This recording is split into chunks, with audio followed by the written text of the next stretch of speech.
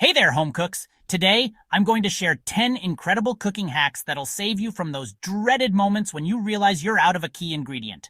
Let's dive right in, shall we? Alright, first up, let's talk about flour. If you're halfway through a cookie recipe and you're out of flour, don't panic. You can substitute it with ground oats. Just blend some oats into a fine powder and use it cup for cup. Your cookies might even turn out healthier. Next on our list is eggs. No eggs, no problem. Mix 1 tablespoon of chia seeds with 3 tablespoons of water, let it sit for 5 minutes, and voila! You've got yourself a chia egg, perfect for baking. Plus, it's vegan friendly. Now, for the milk. If you're out of milk, simply use an equal amount of water mixed with a tablespoon of butter per cup. It'll give you that creamy texture you need. Easy peasy. Okay, let's move on to butter.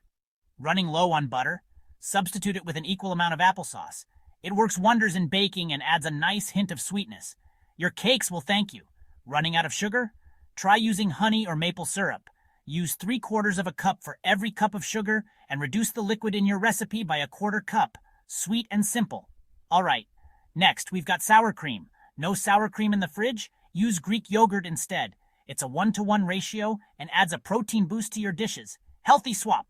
How about buttermilk? No buttermilk? No worries.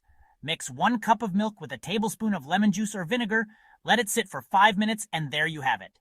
Fresh homemade buttermilk. Now, for the garlic lovers, if you're out of fresh garlic, use garlic powder.